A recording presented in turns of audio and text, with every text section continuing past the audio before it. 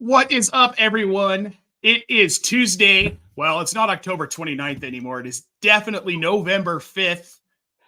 Still don't have the right one. We'll rock with this one for right now. I like week 8 better. More round number. We'll get to the correct one here soon. We're here not to talk about my mess up here with the background. We are here to talk about week 10 waiver wire additions for your fantasy football squads. I'm Nate Polvogt. Next to me is Mr. Mike Reedy, the author of the Moneymakers and Heartbreakers article you should be reading every week for DFS, which we'll get to that on Friday.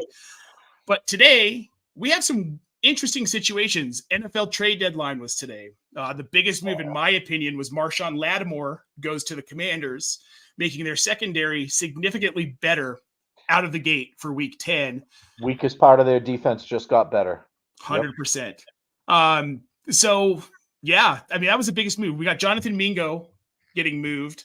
Not really that excited about that. Maybe an uptick for Xavier Legette and Jalen Coker. Maybe. But Mingo on the Cowboys just isn't exciting to me. He wasn't doing much on the Panthers, so. No.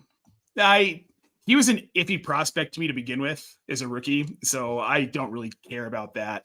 The most interesting offensive move, though, Mike, that we have seen, Khalil Herbert of the Chicago Bears, a guy that I love the talent. He has moved on to the Cincinnati Bengals as Zach Moss heads to IR. Probably the most interesting move. Are we worried about Chase Brown with this, though, Mike? I don't know. I think he's still probably the lead back, and Khalil will be the backup. I kind of was hoping Khalil would get a large portion somewhere.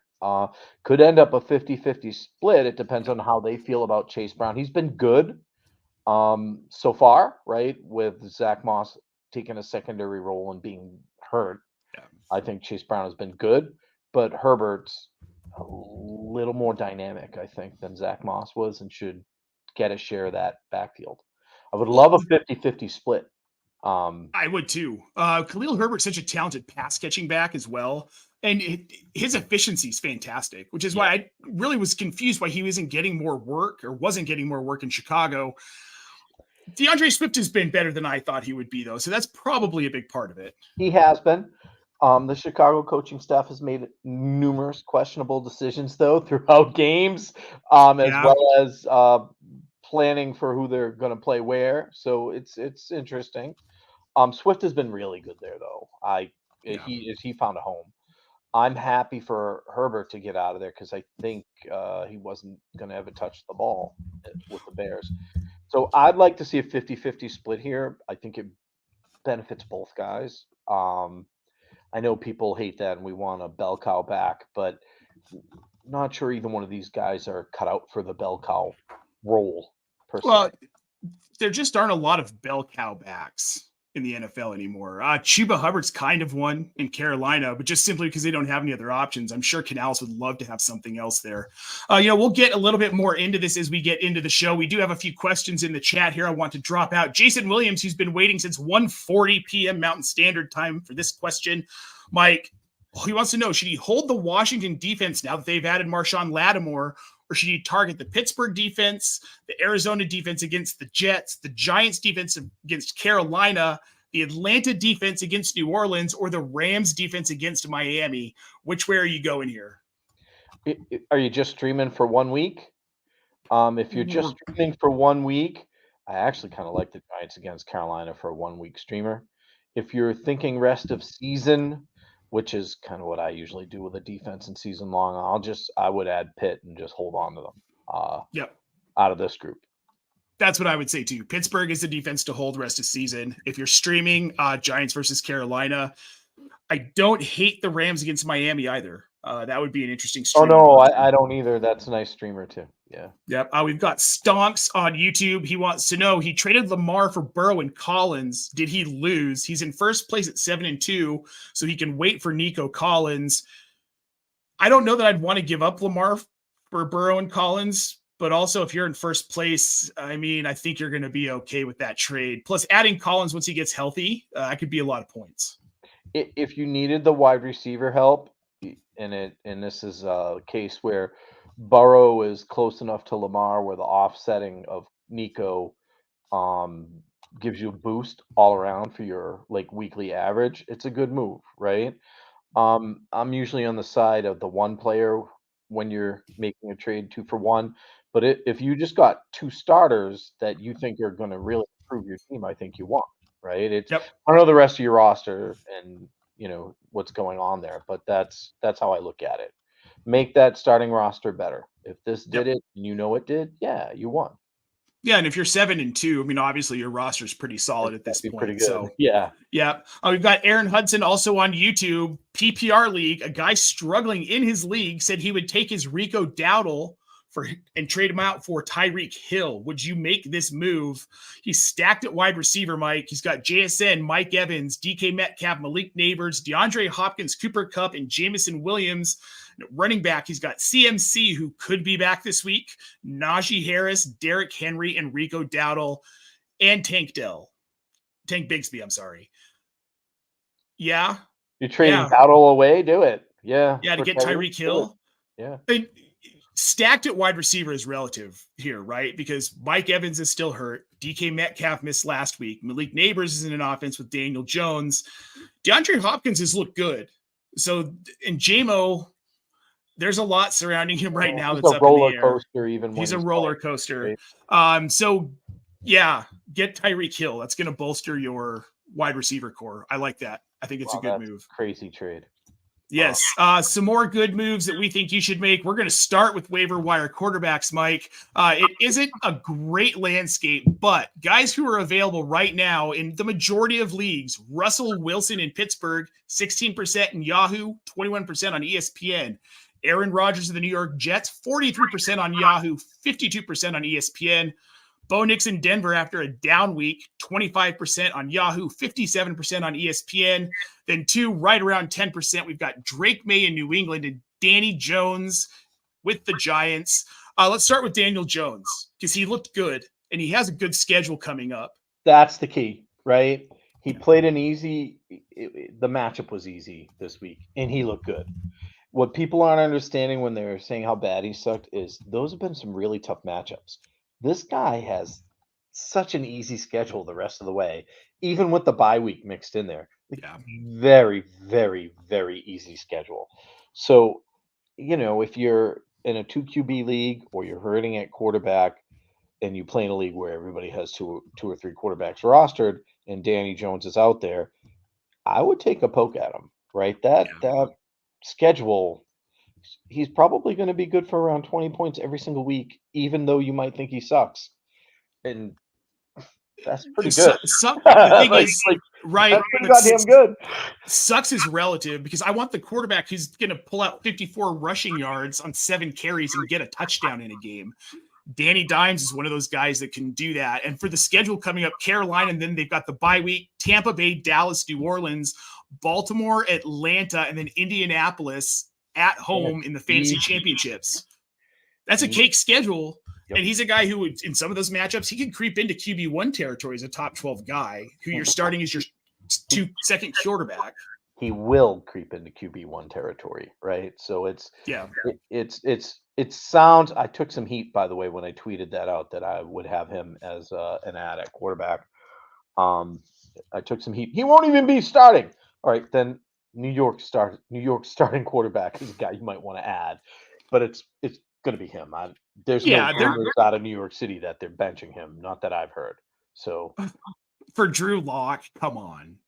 You don't pay a guy $140 million to bench him for Drew Lock. No, that's not who people think will start. Oh, Tommy DeVito, come on. Tommy DeVito, the third stringer, is not jumping over Drew Lock to become the starter. Sorry. Guys, that was a fun story last year. You loved it. His agent, whatever his name was, that was just so beautiful. It was so much fun, man. I loved it. Be realistic. Daniel Jones is a starter in New York, and he's worth an ad in 2 QB leagues. I feel the same way about Drake May, Mike. Talk about running yardage, right? And the Konami code of quarterbacks. This guy led the Pats in rushing this week. 95 yards. I'm a Patriots fan. He is the real deal. He's probably the second best quarterback in this draft. I'm sorry, I don't think it's Caleb Williams. I think it's Drake not. Drake May has lifted this team up every time he's out there. I mean, the touchdown that tied the game up was kind of a fluky looking pass that got caught, but he slipped 5 tackles. 5. 5 to do that. Are you muted? It was a smart football play, that pass. Yeah. He knew he was going to get sacked. He did everything he could to avoid the sack. And when he got to that point where he threw the ball, he knew it's now or never. He looked at that corner of the end zone. Catch it or he's not. He saw 2 receivers that he knew would come back to the ball. I thought it was a smart football play. And those are the kinds of things I want to see out of these guys. You don't see that kind of headiness out of Anthony Richardson. You're not seeing it out of Caleb Williams necessarily either. No, Drake May hasn't started as long as these guys, and he's already doing it. Yeah, you're not. That's the kind of play you're not seeing. Like Right. the DJ Moore walked off the field thing, where he was Yeah. coming back for the ball, and Caleb didn't even look his way, right? And that's Yeah. heck, DeAndre Hopkins was making a bunch of plays like this with Mahomes last night, where I don't even know if he knew where he was supposed to be on the field with the plays, but he found a way to get into an open space and get the ball. And, Well, that's what great receivers do. Oh my God. Yeah. Yeah. And like we talked about last week, it's not my being down on Hopkins going to Kansas City wasn't about the talent. We know how talented he is. He's an elite wide receiver. It was the opportunity going to be there in an offense that we've seen slow down significantly, a team that's relying on defense? The answer, Mike, is he's going to see plenty of volume. Week 1, anyways, he did with the team. We'll see what happens as the rest of the season goes. I felt the same way you did because I know how they're playing. And if Isaiah Pacheco comes back, they'll run even more. And then they're running a lot still. Yeah. But if they've narrowed that passing tree down to just a couple of branches and Hopkins is one of them, it won't matter. He'll have like Rashee Rice numbers from earlier in the season the rest of the way, which is basically what he did last night.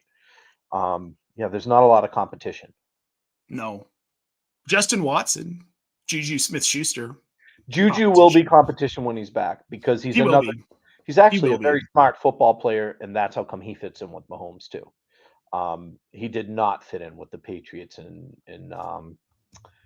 unfortunately, he was also hurt, I think, the whole time. But yeah, pertinent question popped into the chat here. Iggy wants to know: would you guys trade May and Reed for Tua and Harrison? Yes, I would make that deal because the upgrade from Tua to Drake May in one quarterback is so significant, in my opinion. And Reed and Harrison, I feel like Harrison just isn't seeing that volume. He's floating right around wide receiver 29, wide receiver 30 in PPR. It's not that impressive. Like a flipping value there, right? Like you move on one position down at the other, and it depends on what your need is. But yeah. In a vacuum, I would make this deal without knowing anything else about your league. So now back to quarterbacks. These last 3 here, these are some bigger names, a little bit higher rostership here, especially on ESPN. But out of these 3, Mike, which one do you think rest of season is going to be more valuable on rosters? Russell Wilson in Pittsburgh, Aaron Rodgers with the Jets, or Bo Nix in Denver? So I would have said Aaron Rodgers, but Mike Williams got traded to Pittsburgh today, and that gives Russ a big target who can go over the top in the red zone, in the end zone, right? So he likes players like that, and having somebody else across from George Pickens. Russell Wilson, you and I have talked about it a bunch of times. People talk like he was horrible last season. He was not horrible last season. Mike Williams is pretty good. The addition of Mike Williams to Pittsburgh helps Wilson more than anybody else. So out of those 3 guys, I think I like him the most. Rodgers is going to produce with his 2 guys, by the way, as well. Yeah, I'm not opposed to adding either one of those. Bo Nix would be the last guy for me, mostly because he had a super simple matchup this week and he kind of crapped out a little, which means he's not just going to beat up on the bad teams like I thought he would. It's funny. We had Bob Harris from Football Diehards and Football Guys on the Q&A show last week on Friday, and we talked a lot about Bo Nix, and he was very high on Bo Nix going into this week. And I was looking at the matchup and I thought, this is supposed to be an easy one, but Baltimore's defense can step up if they absolutely have to. They're not great, but they're better than a lot of other defenses in the league. And with a rookie quarterback, that a veteran coaching staff can rattle. I knew it wasn't going to go well for Nix. One of these games was coming. And as a Broncos fan, I needed it to be this past week, and not this coming week. But he's played very well overall. Yeah. I'm impressed with Bo Nix, by the way. I am too. Leagues I would want him as well. So Russell Wilson, though, for me, would be the guy here too. And the Mike Williams trade really kind of puts it over the top for me. That's what he's been missing. I equate it to if you gave Russell Wilson Chase Claypool his rookie season without all of the headiness and all of the BS surrounding all of that. And that's going to be huge for Russ. And it's going to be big for Pittsburgh. This is a team that I'm excited to see what they do going forward. It's a very good football team. They made the move because they look at their record and they look at the other teams in the division, and they haven't played anybody else in the division yet. And they know if they want to try to stay on top where they are, they had to do something, right? So, yeah, good coaching staff. They acquired a good player. We'll get to see how this pans out, but I think it helps Wilson more than even Williams. It'll help Wilson out a lot. Yeah. Do you have any interest in rostering Mike Williams? Nah. With the move? He would need to prove it to me. There's wide receivers we're going to talk about I would want over him. Well, yeah. Right now. Yeah. I'm with you. I want to see how it goes. I think that's my number one thing. Like, how's this going to play out? Is he going to get the usage, or is this just kind of a useless like Allen Robinson edition like last season where he might just be touchdown dependent, right? And that's how I see it working out. I think it helps Pickens out a lot, right? As well. But Wilson's the beneficiary from this, the primary guy who benefits the most. Yeah. All right, we're going to move on, Mike, to running backs here. This is a much uglier affair than any other position. At this point, let's talk about Khalil Herbert first, because we already started talking about that a little bit. He's now in Cincinnati. Should he be the top ad at running back? He should be the top ad. Yeah. Who else? I mean, look at this list. We'll just go through the guys who are on here. The only other person I would consider as the top ad for a running back, that is. Oh, I completely agree. Otherwise, you're looking at Braylon Allen, Blake Corum, and Tyler Algier as being pretty much the only other people that are even worth looking at on the wire. Khalil Herbert's in Cincinnati. We touched on this at the beginning of the show. Zach Moss is on IR. It needs to be a 1B for Chase Brown. Chase Brown's still the 1A. Yep. Khalil Herbert's not going to take that role. And it's going to take I don't have a lot of hope for him doing much this week in the offense. He'll get some carries. I already have a couple of claims in for him, though, right? Yes, so and you should. Yeah, and that's because I think this is not a one next week plug and play type of addition. This is see how it goes. He's going to need to get acclimated to the team a little bit. We'll see if they try to get him in there his first week with them. I think he'll play. I do think he'll play. It's against Baltimore. They haven't been stellar against the run. I think if he gets 5 to 10 carries, he could be someone you maybe, if you have to start him in a flex spot, you could.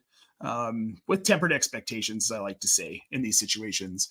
But otherwise, Mike, like these are all handcuff guys for the most part. Braylon Allen, Blake Corum, and Tyler Algier especially. They're not going to get work unless the guy ahead of them goes down. We got excited about Braylon Allen. He looks good, but Breece Hall is Breece Hall. Well, once they fired Saleh, Braylon Allen went back to not playing at all, right? So yeah, he's a couple of snaps here and there, maybe 2 or 3 touches a game right now. That's it. So they all those other guys need somebody to get hurt. Ray Davis has some standalone value with his limited touches because he's super efficient. I thought of you when he ripped off that big touchdown this past week because I thought it was going to be a James Cook game. James Cook scored Miami the first time around, and essentially Buffalo running back scorched them again the second time around. Ray Davis is involved, and he's going to be. And, man, he's efficient. He's too good to not get more touches. Yeah, he's just far too good. And the receiving work, that's what I like. And it's not a ton, but when he gets the ball, he does something with it. 70 yards receiving last week. And, yeah, one of those was the big, long touchdown. But at what point do we realize this is kind of what he's like an Xavier-worthy running back in Buffalo, where you're just he could boom every week. And if James Cook gets hurt, this guy is going to take over all of that volume and be a must start. So Khalil Herbert 1, Ray Davis is probably my second priority. The rest of these guys, unless you have their 1A, I would look the wide receiver and not bother. Yeah. Yeah, and we're going to do that. We're just going to move straight on to wide receivers. This is a little more fun. The first one I want to talk about, I added him at the bottom. We'll be real quick about this. Cedric Tillman, 31 targets, 21 catches over the last 3 games, 3 touchdowns. I would have put him as the top guy, by the way, as well. But he's almost 60% rostered in Yahoo, and he's just below 50% in ESPN. So if he's still out there in your league, he should be the top waiver ad out of everyone. 100%. I think my number 2, though, is going to be Quentin Johnston. So I like those Chargers wide receivers, both Quentin Johnston and Josh Palmer, with upside. Johnston came back from that ankle injury and just, man, best game of his career. Well, so what I think is interesting, and I touched on this in my waiver article, San Diego, the Chargers are throwing the ball at almost a 60% clip the last 3 weeks. Yep. They're one of the top 15 passing offenses in the league now. They figured out how to do it and how to do it efficiently. McConkey's going to eat. But Quentin Johnston, all of the issues that we saw with him last year, and I think a lot of us were really wondering what the Chargers were thinking, taking him where they did. He looked like a really raw prospect to all of us. And then the disappointment, but he's worked on things and he's turned into an NFL caliber receiver finally. This offense is going to keep throwing the ball because it's working. Quentin Johnston's the wide receiver 1. McConkey's the wide receiver 2. Yeah, I was surprised Xavier Legette was out there in so many places, by the way, as well. I know we went through a few weeks ago where he was a top ad, and then it seemed like everybody let him go. I had to plug and play him in some desperation spots this week, and when I added him, he was in my weekend waiver ad article too. But I was legit like, I can't believe this guy's out here everywhere. I thought he was added, but he wasn't. Nope. And the Ray McLeod, who's available almost everywhere as well. If Drake London can't play, you want to play Ray McLeod. 100%. I have a league I'm in first place in where everybody was out. My biggest desperation play was I added Ray McLeod and plugged him in because there's some return yardage in that league as well. And then he scored a touchdown after London got a concussion. And I was like, oh, wow, these guys are going to think I'm a genius. But I'm not. I just got lucky, but I'll take it. But that's 3/4 of this, especially when we get to this part of the season. We're trying to find these guys to add on waiver wires. I remember the first year I did waiver wire in this industry. It was 2020, and it was with Fantasy Intervention. I was on with Chase, Vernon, and the FF Chef every week doing waiver wires on Tuesdays. And we got to by the way, and hi, Chef and Chase, if you watch us. Yeah. Chase, I think, does actually. He tunes in. We talk about it a little bit.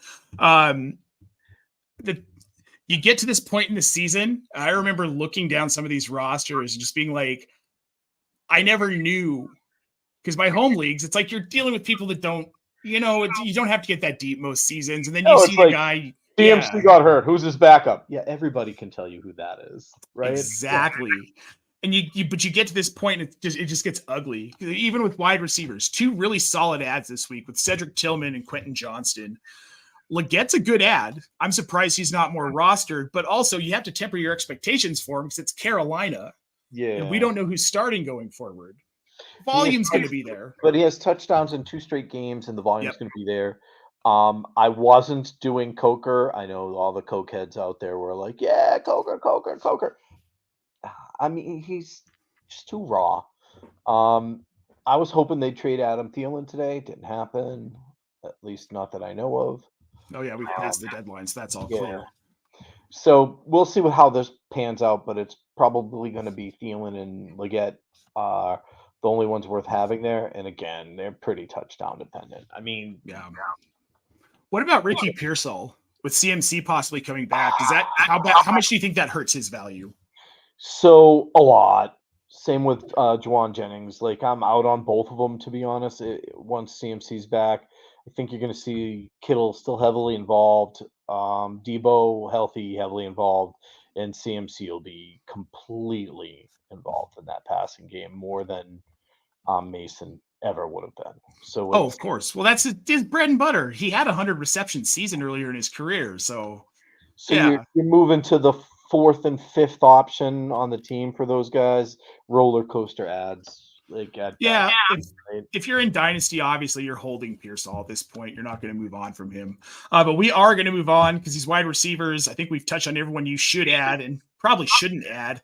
Tight ends. This is a fun one. Hunter Henry is going to be the first one. And I can't believe he's not more rostered. With the height of his floor, I mean, he's getting like, the bad game's like 9 points. I can't believe he's not more rostered as well. Because he's a floor play. The volume seems to be there every single week. Yeah, I know he's probably not going to get you 20 points, but tight end's a tough position.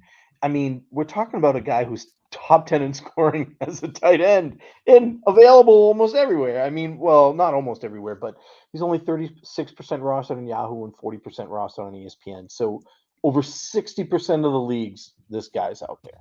It's I don't get it. And while he hasn't had a touchdown since week 6, Mike, 9 targets, 6 targets, and 8 targets his last 3 games, 8 catches, 5 catches, 7 catches, above 45 yards receiving in all 3 games. In PPR leagues, that's just simple volume. And in tight end premium leagues, that's like league winning production. People are hoping that the bigger name tight end that they drafted early will produce. And there's a lot of advice out there, as you know, where people will tell them, stick it out, ride it out. You'll see. If you're losing riding it out, do not stick it out. If you're winning riding it out, go ahead and stick it out and wait and see. But if you're losing, do something like play Hunter Henry. Yeah, I don't know why people think Jaheim Bell's going to do anything this season. He's not. I don't know. It's not how it works with tight ends, people. I mean, the Brock Bowers and even Trey McBride saw very minimal work until Ertz kind of got hurt. Now, Mike Gesicki. Wow. If T. Higgins doesn't play, by the way, if you didn't notice that trend, if T. Higgins not playing, Mike Gesicki is a very good play in fantasy. Yes. Like, very good.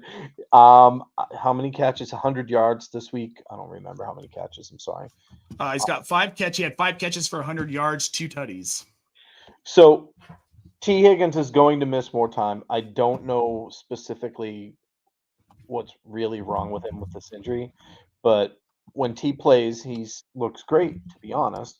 But if he doesn't play, Gesicki looks really good, and he is the second option if T. Higgins isn't there and Burrow's throwing the ball. So I like him. He's a big, sure-handed slot receiver that you can rely on. He catches the ball. The season in Miami when he was like tight end 3 on the season, that's why, because he gets his hands on the ball and he brings it down. He's really reliable. Is a slot receiver too, and he's not really a tight end. But I mean, it whatever. It's yeah. The next guy's not really a tight end either. He's a fullback. Taysom Hill. Taysom Hill is a fullback. It's true. He is. And if those running backs are out more time for the Saints, Taysom Hill, this played out exactly how we talked about it on the DFS show, by the way. Yeah, it did. The thing we talked about was Kamara's probably going to get 200 yards. And you were like, yeah, it could be 100 each. It wasn't 100 each, but it was still 200 yards. Yep. And we didn't have Taysom Hill as somebody to play, but we talked about him with Kamara because the running back injuries, we found out nobody else was playing on Friday. Yep. And we said, Taysom Hill's going to run the ball a lot, and he's probably going to vulture a touchdown. And boom, that's exactly what happened. Yeah, that offense is better when Hill's in it because he's hard to scheme for. And you never know where he's going to line up. And they have to pay attention to him because he's a monster. Yeah. So Taysom Hill, in all honesty, last year he had 11 straight games with 10 points or more. I know people like to say that he's frustrating because it's you don't know when his good game's going to be. He had a whole maybe it was 7. But anyways, the second half of the season, he didn't score less than 10 points. Taysom Hill for the Saints. You could see that kind of production again from him. I'm of the frame of mind with someone like him. If you're struggling at tight end, which most everybody is, give him an ad. If you don't want to play him right away, see what happens. because he's the kind of guy that can change your fantasy season if they're going to give him the touches like they did this week. And it was all running the football and catching the football, but he's the goal line back if healthy. So it's Well, we don't know when Jamal Williams is going to be back, and Kendre Miller. What a weird situation with him. But I do have a little bit more hope for this New Orleans offense, just with Dennis Allen finally out of the way. And the injuries, I mean, Derek Carr's back, which is good. They're much better with him there. Well, But that depends on who. What if you ask Michael offense- Thomas? well, whatever. Did you see that tirade of tweets on Sunday from him? No. But just running his mouth about how crappy Derek Carr is. Classic CD Carter wide receiver jibber jabber, as we always hear it. yeah, You know. where do you play now, Michael Thomas? Where are you playing? Well, all right. That's kind of like Kadarius Toney running his mouth. Boy. Oh. Let's move on to some drops. Speaking of guys like Kadarius Toney and Michael Thomas, I think we're going to say here that Jordan Mason now has become officially droppable. I did it myself. I actually did it before this week. Once I found out CMC was coming back, I dropped Jordan Mason everywhere I had him. He became my top guy to move off the roster. Yeah. No reason to play roulette there and hope that he gets production. No, it's just not worth it. Patrick Mahomes turned in a really nice performance last night. Do you think this is a rebound, or do you think this is just kind of fool's gold? And it could be a rebound, right? Having that other option at wide receiver helps him a lot, but he wasn't churning out great fantasy games when he had Rashee Rice and Isaiah Pacheco healthy as well. Right. So I don't know. Their scheme doesn't seem like they want him to have to do this. It's just that's not what I think they want him to do. I know they feel like if you give us the ball with 30 seconds left, though, you're screwed. But I don't know. If I had him, I don't think I'd drop him now. I already did on a team I had him, but I think I'd keep him now. But I'd be wary about playing him because I would want to see some consistency first. Well, their schedule, it's not like they have an easy schedule going forward, Mike. They've got Denver, then they're at Buffalo, Carolina, Vegas, and the Chargers, weeks 12, 13, and 14. Then Cleveland, Houston, and then Pittsburgh in the fantasy playoffs and the fantasy championships. Those are matchups, those later season matchups are matchups I don't want him in the way he's playing now. Carolina and Las Vegas, those are games when maybe I would start him. Well, and if Pacheco's back, then there's a lot of talk of how Kareem Hunt isn't very good. He's not very efficient. It's just the volume. Yeah, I don't care. It's fantasy. It's the volume. Yeah. Kareem Hunt is a great play because of the volume. Yes, I love that. When Pacheco's back, he'll become the secondary back. He obviously won't get that kind of volume. The talk is that Isaiah Pacheco is coming back. Isaiah Pacheco is awesome, even though people don't want to admit it. He's awesome. And when he's in that lineup against some of those teams, especially the ones that funnel the run defenses because they all wanted to stop the pass, which explains the scheme Andy Reid did to run more, you're going to see them just pound the living daylights out of people, especially if they can switch it up and throw that heavy version of Kareem Hunt in there to be a battering ram too. They don't care if he only gets 3 yards. He gets it every time. Right. And Kareem Hunt's not going to go away when Pacheco comes back. No, he's going to continue to be the heavy version of him that he is and keep pounding the ball the way he is. Yeah, it's not efficient, but it works.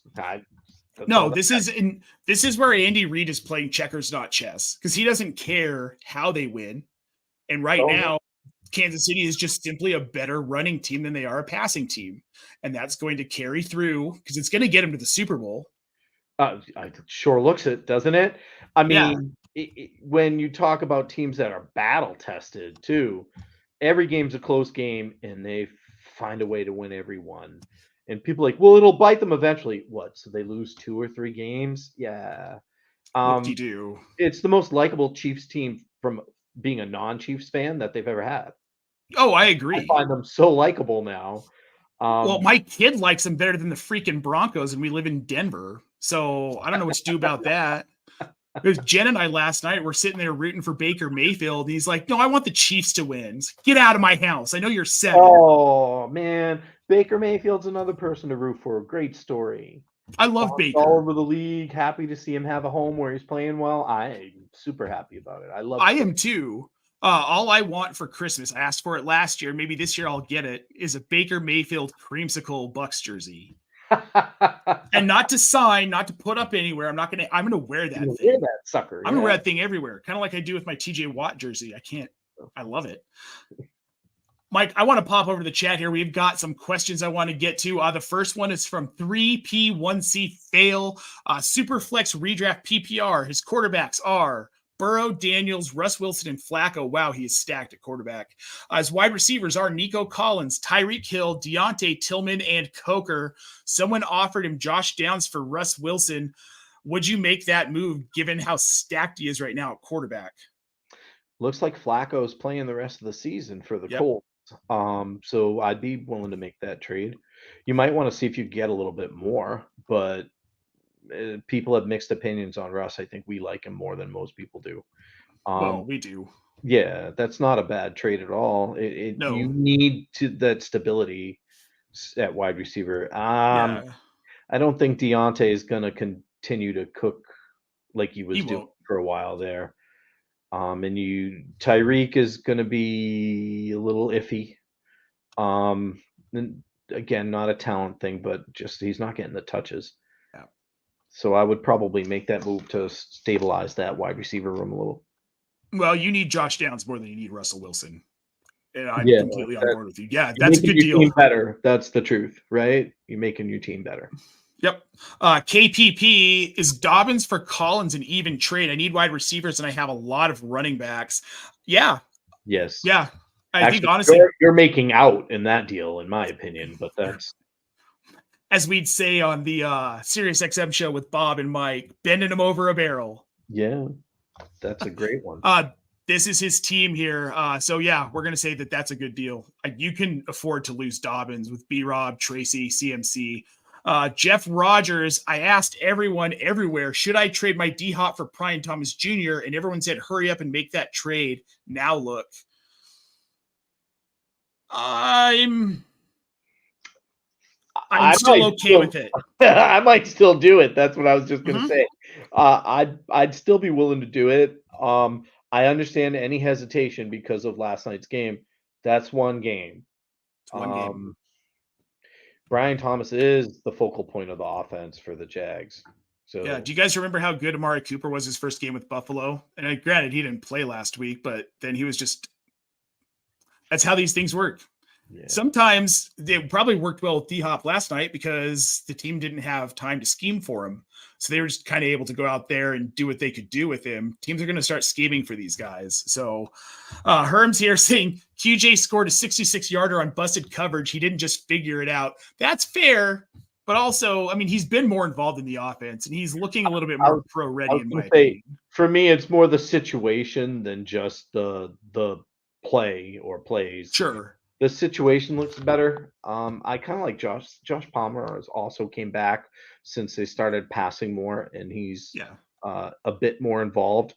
You know, I don't think QJ's my top ad at wide receiver, right? We said no, it's Tillman. Yeah, Tillman. Yeah.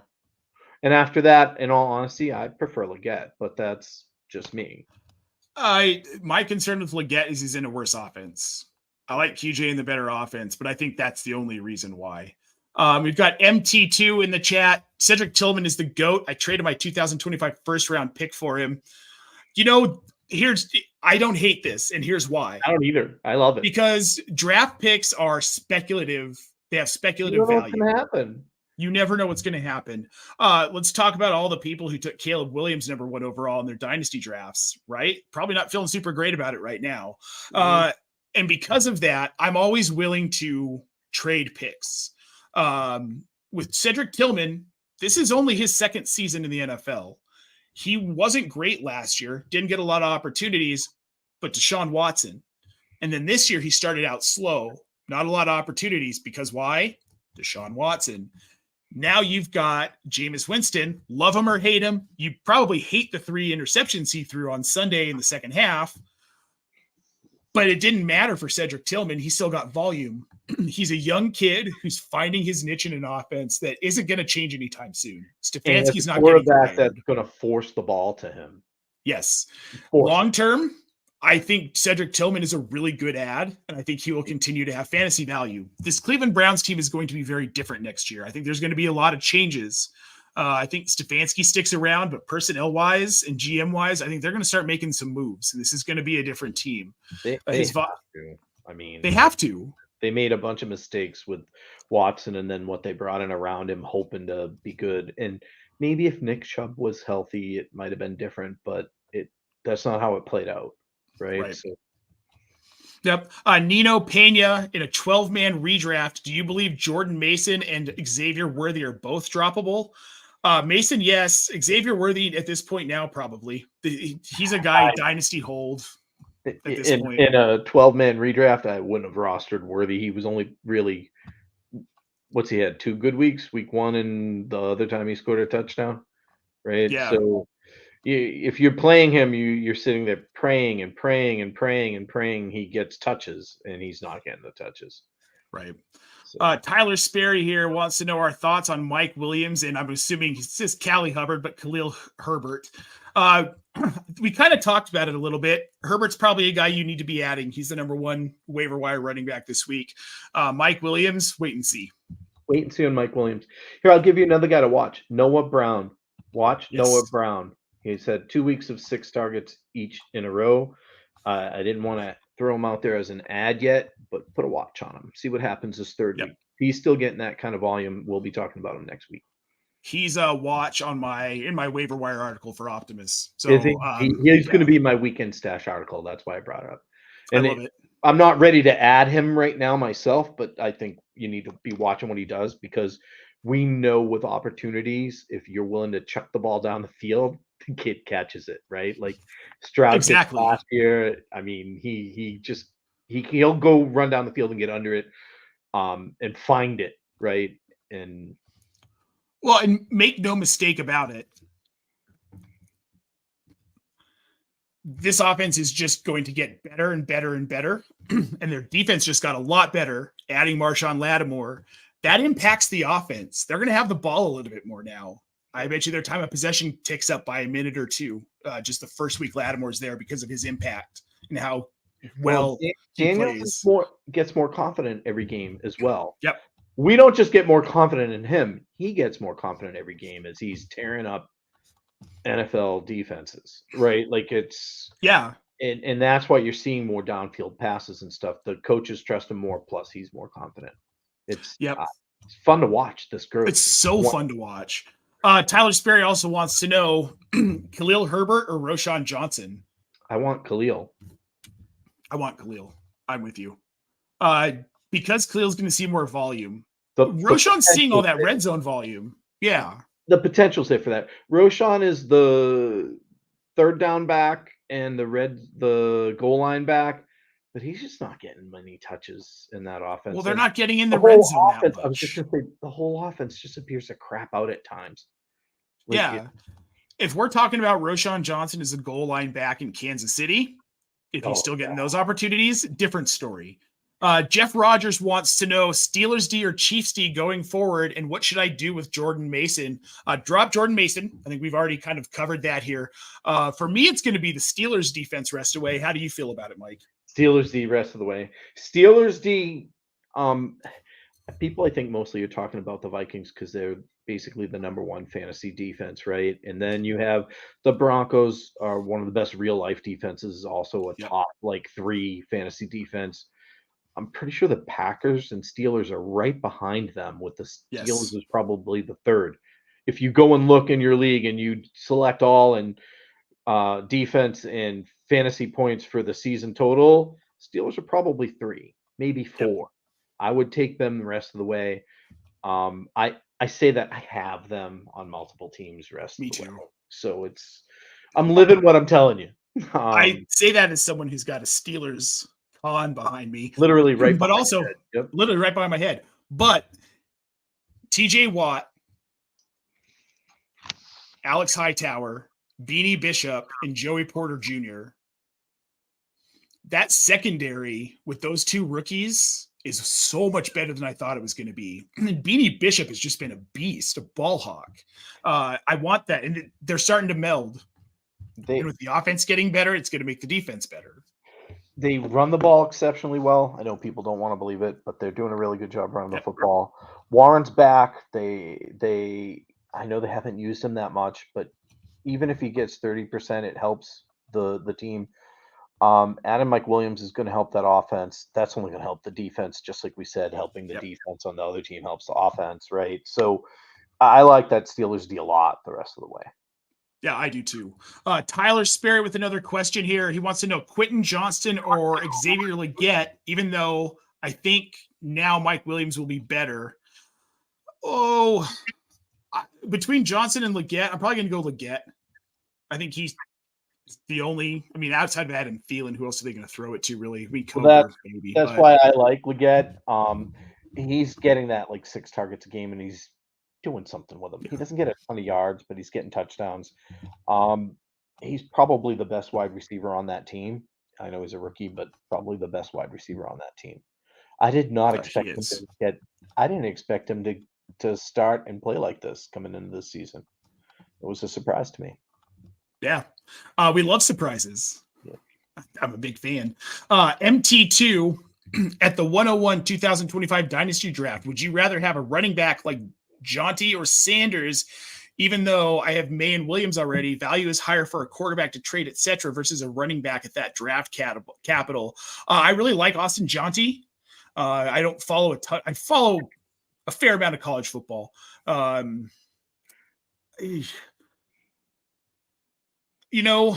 Depending on your league, I'm probably going to lean this quarterback class. You got some good quarterbacks coming out. And then Quinn Ewers.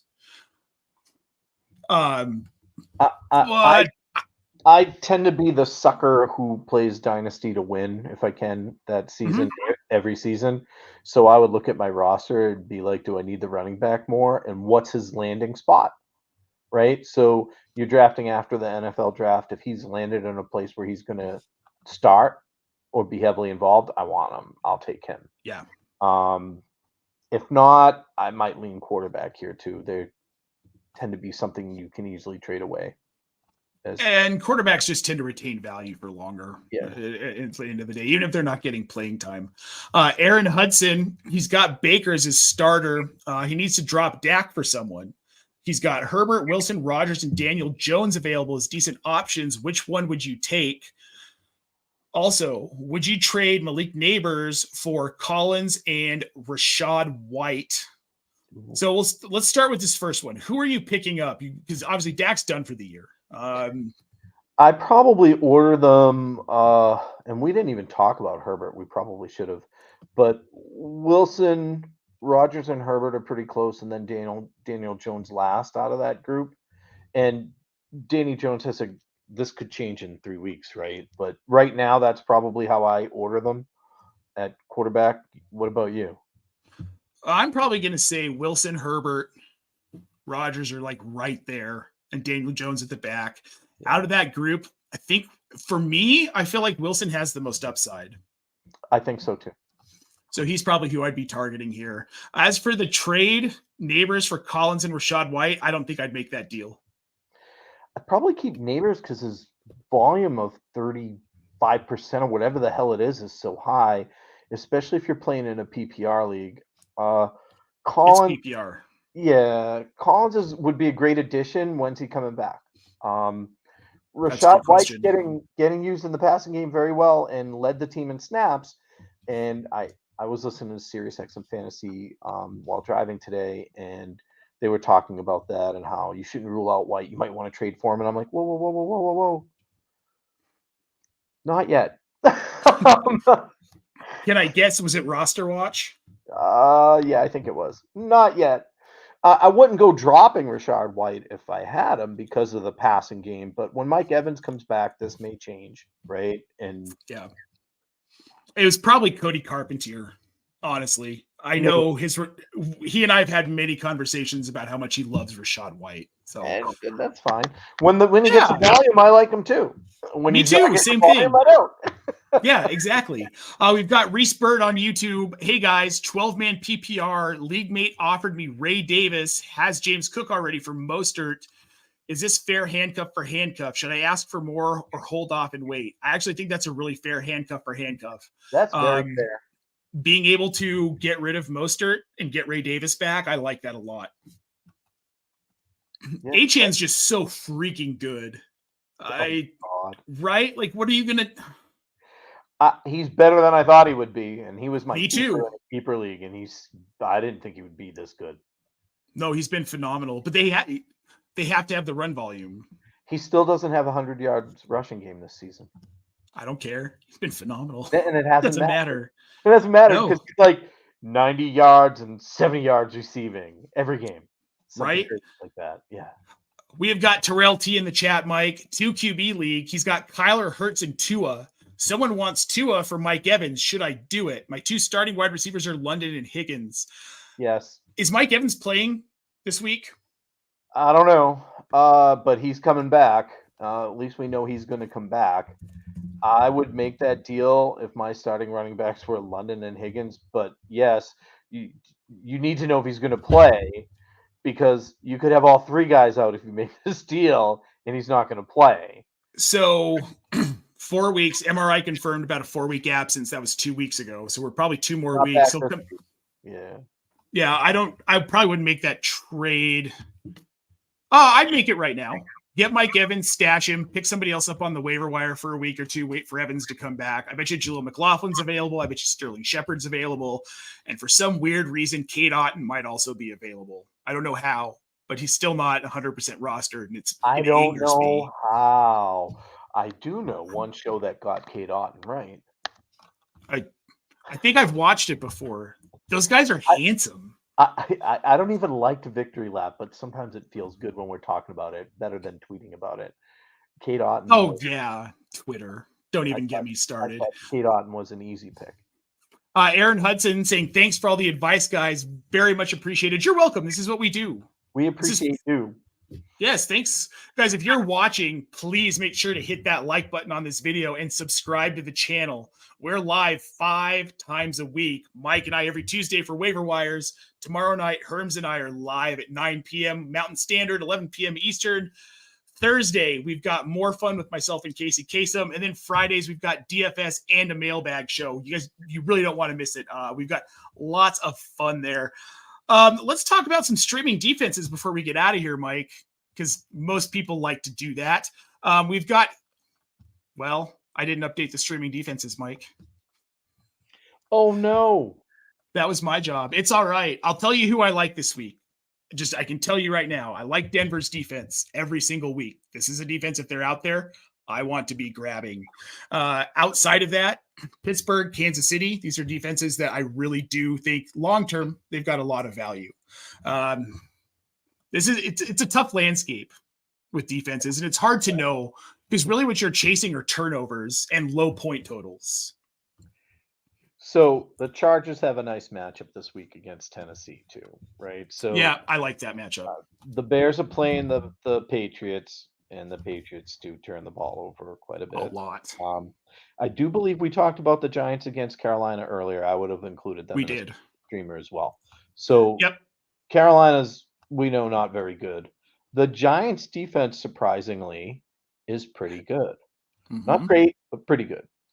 So, I mean, the Bears defense is very good. They've had it tough the past couple of weeks, but they played Washington and Arizona against teams that are not so good and cough up the ball a lot, like Tennessee and Carolina. Double-digit fantasy points against both of those teams. You're probably going to see that against the Patriots. I would be interested in streaming Buffalo's defense in Indy. We saw Flacco kind of melt down last week. Maybe Buffalo's defense can force that again, get a turnover or 2. Outside of that, I think we kind of hit everybody who's really viable this week anyway for streaming. Yeah, I think so too. Yeah. And with that, guys, we're going to get out of here. We've been here for almost an hour. Very unusual of us, but lots to talk about.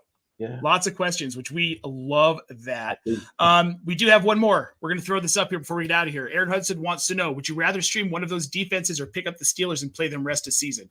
Steelers, rest of season, period. Yeah. That's almost our mantra of this show. Yes, Steelers, rest of season. Steelers, rest of season. Yeah.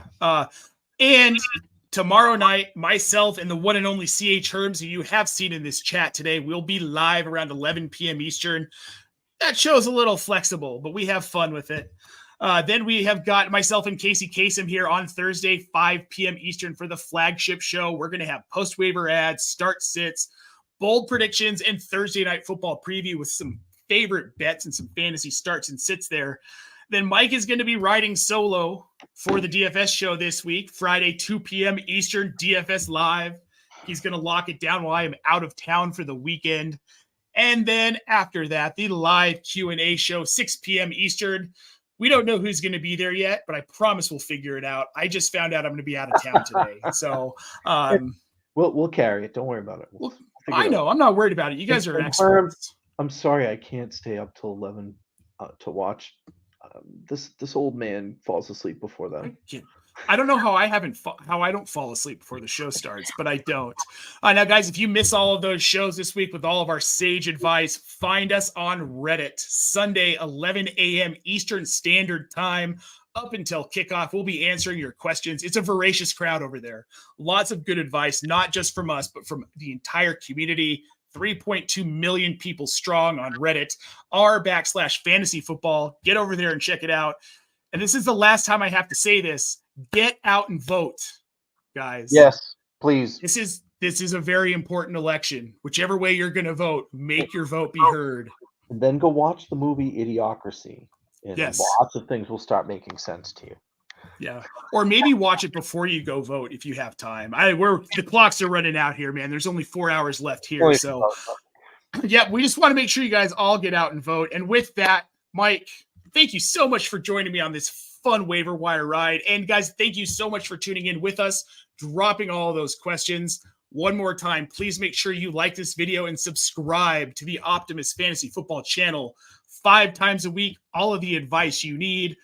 For Mike Reedy, I'm Nate Polvogt. We will see you next week.